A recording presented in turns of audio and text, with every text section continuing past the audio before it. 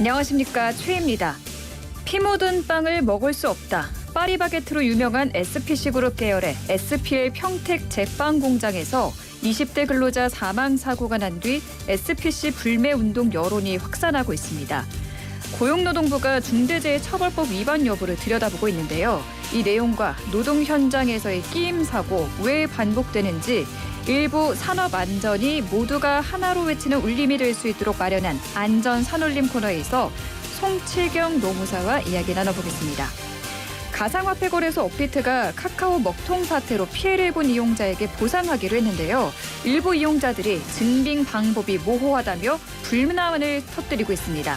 이번 주 가상화폐 시황과 이슈들 2부 암호 푸는 남자에서 살펴보겠습니다. 라디오 청취율 조사 기간입니다. 02로 오는 전화 받아주시고요. YTN 라디오 생생경제 듣고 있다고 꼭 이야기해 주시기 바랍니다. 청취율 조사 기간 커피 쿠폰 이벤트 오늘도 이어집니다. 생생경제 응원해 주시는 메시지 받아보겠습니다. 문자 메시지 샵 0945번으로 보내주시면 추첨 통해 커피 쿠폰 보내드리겠습니다. 단문 50원의 유료 문자입니다. 10월 21일 금요일 YTN 라디오 생생경제 지금 바로 시작합니다.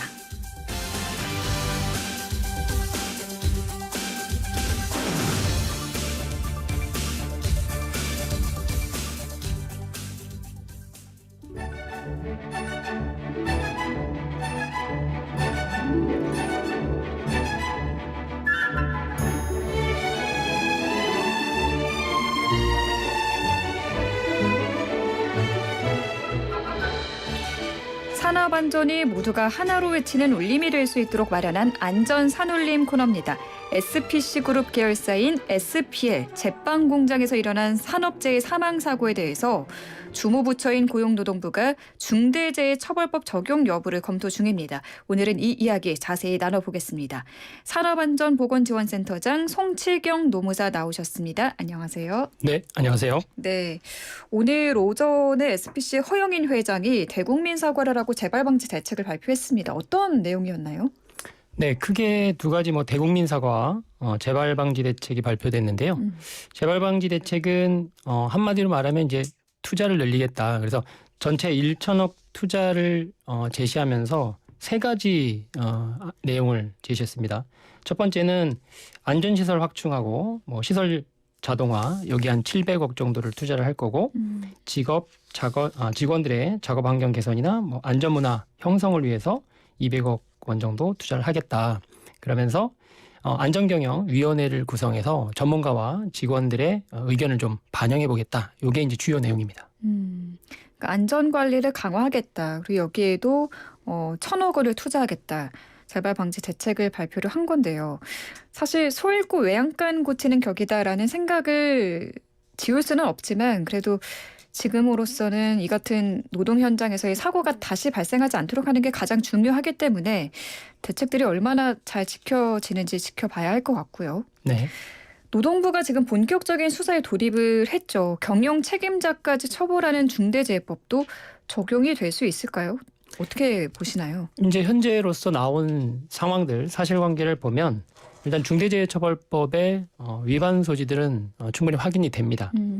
현재 이제 중대재해처벌법에서는 사업주와 경영 책임자가 안전보건 확보 의무, 그러니까 보통 안전보건 관리 체계를 구축하고 그걸 이행하도록 하고 있는데 이런 측면에서 위반 사항들은 있는 걸로 보이고요. 그 주요 내용들로 보면 작업 매뉴얼을 준수하지 않았던 거 뒤에서도 말씀을 드리겠지만 네. 2인 1조 작업에 대한 정해놓은 의무를 위반했다던가 또 기계기구에 대한 방호 조치들이 미비했고 또 이미 사고들이 빈번했는데 이 빈번한 사고들에 대해서 수차례의 근로감독이라던가 이런 것들이 개선이 안 됐던 걸 보면 중대재해처벌법에서 요구하는 안전보건관리 체계를 구축하는 것 또 이행하는 것에 대한 문제점들은 확인이 됩니다. 그런 면에서 처벌 가능성은 있다고 보여집니다. 지금 그 계열사 SPL 대표는 입건이 됐더라고요. 네.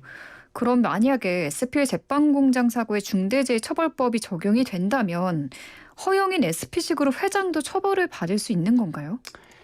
이 부분은 현재로서는 좀 어려울 거로 보여집니다. 일단 SPC 그룹에 대한 사회적 공분이라던가 여론이 좋지는 않지만 이제 법률적인 규정 위반에 대한 문제이기 때문에 쉽지 않을 걸로 보여집니다. 왜냐하면 SPL이라는 기업과 SPC라는 기업은 이제 모자 관계, 즉 SPC가 모기업이고 SPL은 이제 자회사로 관계는 있지만 엄연히 SPL은 독립적인 법인체이고 그렇기 때문에 이 SPL의 사업주에 대한 처벌은 할 수 있지만 네. SPC에 대한 책임은 현재 법률로는 좀 쉽지 않다라는 대부분의 입장이고 다만 뭐 이 실질적인 지배 관리라던가 네. 개입 정도를 보고 처벌 여부에 대해서 논의하는 주장하는 입장도 있기는 합니다. 네. 그런데 검찰이 어제 건설 현장 하청 노동자가 사망하는 사고가 발생을 했는데 여기에 대해서 원청업체 대표이사를 중대재해법을 적용해서 처음으로 기소를 했습니다. 네. 이번과 좀 비슷한 사례로 보여지는데 기소 사례 이번 사례는 어떻게 보시는지요? 지난 19일에 건설 현장 하청 노동자 사망 사고에 대해서 원청 사업주를 기소하는 중대재해처벌법을 처음으로 적용한 사례가 나온 건 맞습니다. 네네. 근데 이 사례하고는 이제 다른데요. 다른가요? 예. 일단 지금 중대재해처벌법에서는 명시적으로 이제 원청 관계, 하청 관계에 대해서는 처벌할 수 있는 근거 규정이 있고 다만 이 원청이 하청에 대한 이제 실질적인 지배 관리, 운영이라든가 이런 것들을 전제로 하긴 하는데 어쨌든 처벌하는 규정이 명확히 있습니다. 그런데 모자 관계에서는 네. 법률적으로 어떤 계약 관계가 명확하지 않기 때문에 기본적으로 모회사의 자회사에 대한 지배 또는 운영에 대한 개입 이런 것들을 따져봐야 되기 때문에 현행 법률로는 일단 쉽지 않다라는 입장이 대부분이고 다만 노동계나 조금 이 법률을 넓게 적용해야 된다는 입장에서는 이런 부분도 적용해야 된다는 일부 입장이 있기는 한 겁니다. 알겠습니다. 이번에 사고가 난 현장을 들여다보니까 여러 문제가 있는 것으로 나타났습니다. 아까 앞에서 잠시 그 센터장님이 말씀을 해주셨습니다만 안전장치가 제대로 안 돼 있었다고 하죠. 사고가 난 공장의 기계를 보면 어땠나요? 구체적으로. 여기서 이제 문제됐던 것은 그 배합기가 덮개가 없이 작업이 이루어진 건데요. 평상시에도 덮개를 하지 않았던 걸로 보여집니다.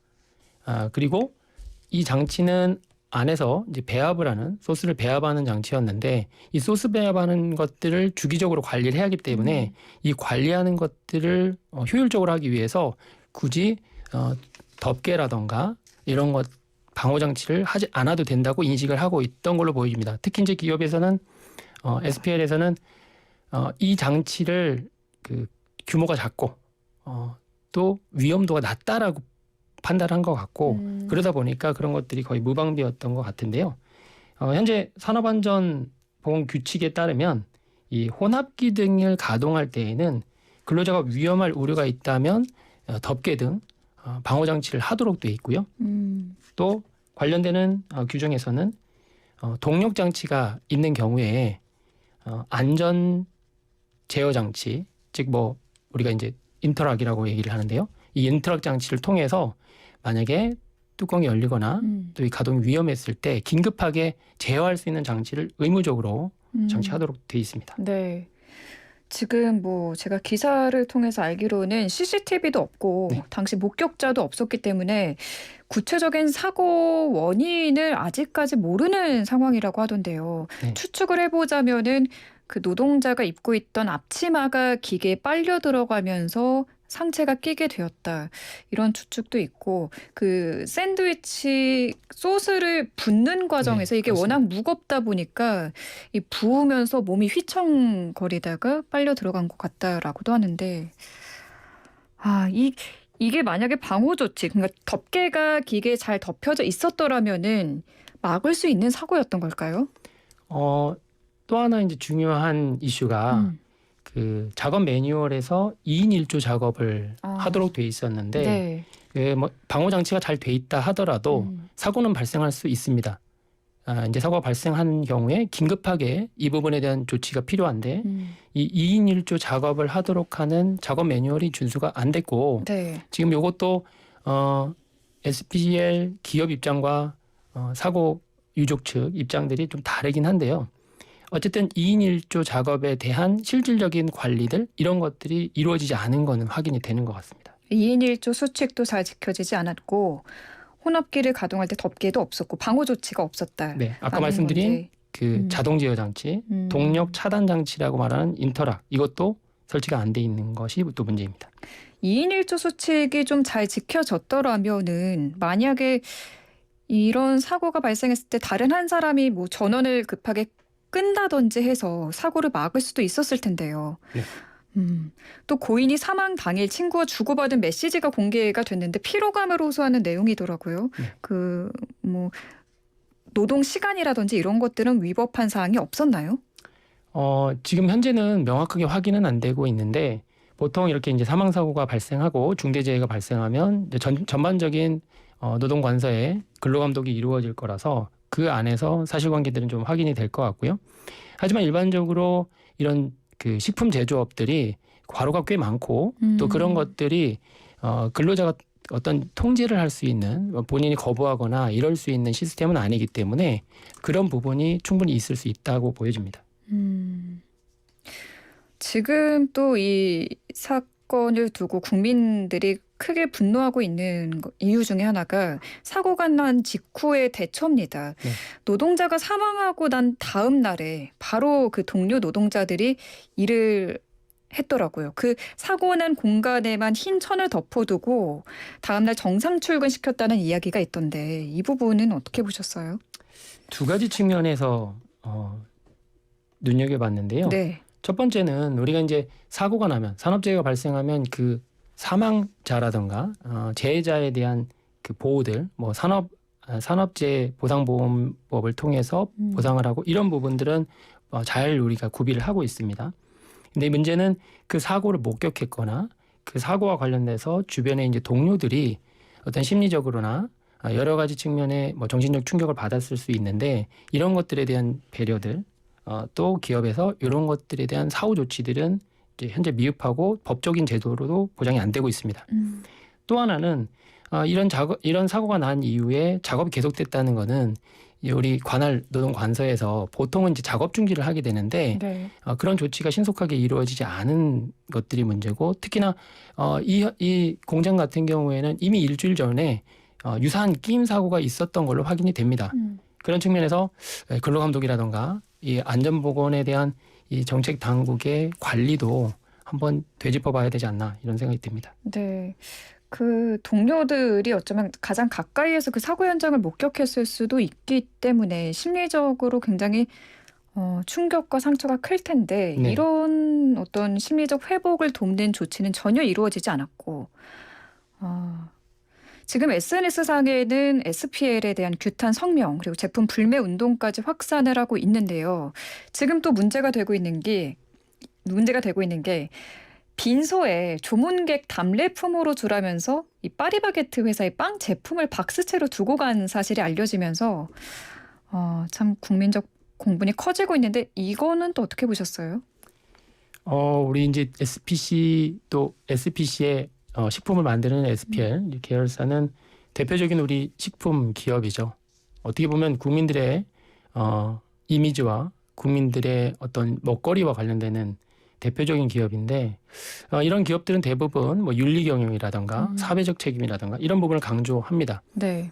앞서도 말씀하셨지만 최고 경영자의 사과가 있긴 했지만 사실은 이 기업이 노사관계라든가 여러 가지들이 몇 가지 이슈들이 계속 있어 왔었는데요. 네. 사과라는 어떤 형식적인 것들 이런 것들뿐만 아니라 실질적인 개선이 이루어지지 않는다는 측면이 있고 그게 바로 하나의 단적인 얘가 이런 답례품을 네. 별도 고려 없이 고민 없이 내놨다는 것만 보더라도 확인이 되는 게 아닌가 싶습니다. 앞에서 얘기를 해주셨는데 그 이번 사망 사고가 있기 일주일 전에는 동일 사업장에서 손이 끼이는 끼임 사고가 발생을 했잖아요. 예. 이런 일들이 반복적으로 일어나고 있는데 어떻게 좀 해결을 하면 좋을까요? 중대재해처벌법이 올해 처음으로 시행이 됐고 우리나라의 산업안전 관련되는 법률들이 계속 정비되고 있습니다. 그리고 관련해서 노동관서에서도 관련되는 이제 근로감독관도 확충하고 제도들을 정비하고 있는데요. 가장 큰 문제는 이제 기업에서 이런 부분에 대해서 어떤 비용적인 측면에서 효율성을 강조하다 보니까 실제로 산업 현장에서 이런 제도적인 것들이 반영되는 것들이 쉽지 않다는 게 하나가 있고요. 네. 또 하나는 전체 사회적인 여론들은 산업 안전에 대한 관심과 또 개선에 대한 필요성이 높아짐에도 불구하고 실제 현장에서는 그런 것들이 이루어지는 게 쉽지 않다. 즉 산업 안전 문화 정착이 여전히 갈 길이 멀다는 생각이 듭니다. 그래서 첫 번째는 제도를 산업 현장에 내재화해서 잘 정착시키는 것과 함께 전 국민적인 또 각 기업의 산업 안전 문화를 정착시킬 수 있는 이런 시스템을 만드는 것들이 필요할 거로 보여집니다. 네. 산업안전 문화 정책에 대한 말씀해 주셨는데 정치권에서는 지금 중대재해법 시행령 개정 문제를 두고서도 지금 논란이 참 많았습니다. 이번 사건이 어떤 영향을 줄까요? 새 정부가 들어서면서 저희 윤석열 대통령께서 이 중대재해처벌법에 대해서는 이제 공약사항으로 동의를 하셨긴 하지만 경영계 지속적인 요구사항이 있다 보니까 시행령을 통해서 조금 완화한다라는 여론들은 완화할 거라는 그런 분위기들은 있었습니다. 근데 최근에 또 기획재정부가 중대재해처벌법 관련돼서 형사처벌 조항을 완화하거나 삭제하는 이런 내용을 노동부에 전달한 내용이 또 확인이 돼서 논란이 되었습니다. 네. 그러다 보니까 이 중대재해처벌법에 어떤 관심을 갖고 효과를 우리가 기다려야 될 텐데 이런 부분에 대한 현 정부의 변화가 있을 걸로 예상이 되고 있는 상황이고요. 그런 상황에서 이런 사고가 나오다 보니까 이 법률을 어떻게 우리가 잘 실천하고 정착화하는 것이 현 시점에서 중요한 것 같고요. 이미 아직 시행된 지 1년도 안 된 상황이거든요. 네. 그렇기 때문에 이번 사건을 통해서 아마도 정치권에서도 이 중대재해처벌법에 대한 논의가 어느 정도는 그 여론들이 반영될 것 같고요. 또 국민들이나 또 우리 기업 현장에 있는 근로자들이 이런 중대재해처벌법의 필요성이라던가 실효성을 강조한다면 아마 시행령을 쉽게 바꾸기는 어려울 수 있을 것 같습니다. 네, 중대재해처벌법 이게 올해 1월 처음 시행이 됐나요? 네, 올해 시행이 됐습니다. 좀 실효성이 좀 있었으면 좋겠습니다. 네. 이번 사고도 정말 같은 사업장에서 끼임 사고가 뭐 수차례 발생을 했다라고 하는데 충분히 미리 좀 막고 대책을 세울 수 있었던 사건이라는 생각이 들면서 이번 사망 사고가 더 안타깝고 가슴이 아프거든요. 네. 네, 이번 20대 여성 노동자의 사망이 헛되지 않도록 앞으로 어떤 변화가 일어나는지 또 책임자들에게 책임을 묻는지도 끝까지 지켜보겠습니다. 오늘 말씀 여기까지 듣겠습니다. 감사합니다. 네, 감사합니다. 네, 지금까지 산업안전보건지원센터장 송채경 노무사와 함께했습니다.